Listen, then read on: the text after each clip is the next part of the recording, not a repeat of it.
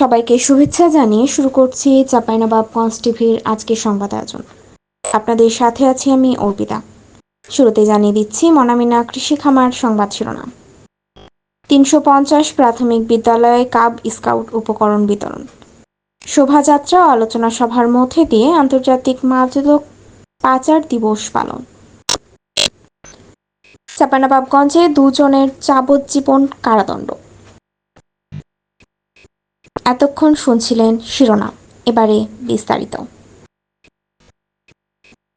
কাব scouting কার্যক্রম সম্প্রসারণের লক্ষ্যে চাঁপাইনবাবগঞ্জে 350টি প্রাথমিক বিদ্যালয় কাব উপকরণ বিতরণ কার্যক্রম শুরু হয়েছে। রবিবার দুপুরে শিবগঞ্জ উপজেলা স্কাউট ভবনে কাব উপকরণ বিতরণ অনুষ্ঠানে প্রধান অতিথি ছিলেন বাংলাদেশ স্কাউটস রাজশাহী অঞ্চলের সম্পাদক ও বাংলাদেশ রেশম বোর্ডের মহাপরিচালক আনোয়ার হোসেন। এ সময় তিনি বলেন, সুনাগরিক হিসেবে গড়ে তুলতে প্রতিটি শিক্ষার্থীকে স্কাউটিং কার্যক্রমে যুক্ত করতে হবে। সেই লক্ষ্য পূরণে প্রাথমিক বিদ্যালয়ে কাব স্কাউটিং কার্যক্রম আরও গতিশীল করতে হবে। সেই ক্ষেত্রে শিক্ষকদের মুখ্য ভূমিকা পালন করতে হবে।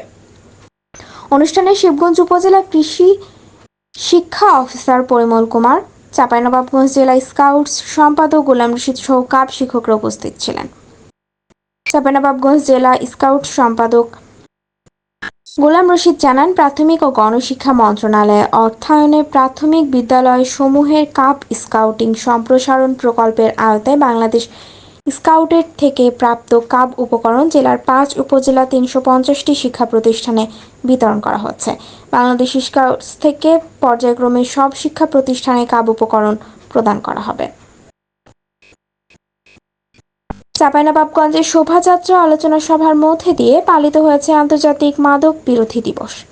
সকালে জেলা প্রশাসকের কার্যালয় থেকে শোভাযাত্রা বের করা হয়। পরে জেলা প্রশাসকের কার্যালয় চত্বরে বঙ্গবন্ধুর মঞ্চে আলোচনা সভায় প্রধান অতিথি ছিলেন নারী সংসদ সদস্য জারা জাবিন মাহবুব।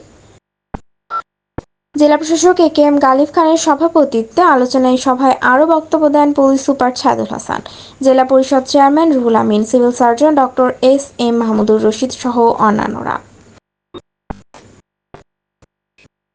চাঁপাইনবাবগঞ্জ মাদক মামলায় কাজল ও মরিয়ম নামে 2 জনকে যাবজ্জীবন কারাদণ্ডের আদেশ দিয়েছে আদালত।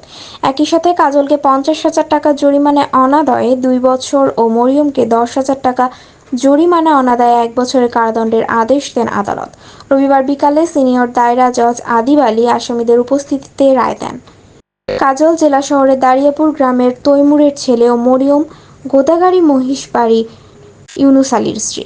রাষ্ট্রপক্ষের আইনজীবী নাজমুল আজম জানান, 2020 সালের 8 সেপ্টেম্বর কাজলের বাড়িতে র্যাবের অভিযানে 775 গ্রাম হেরোইন সহ হাতে নাতে আটক হয় কাজল ও মরিয়ম।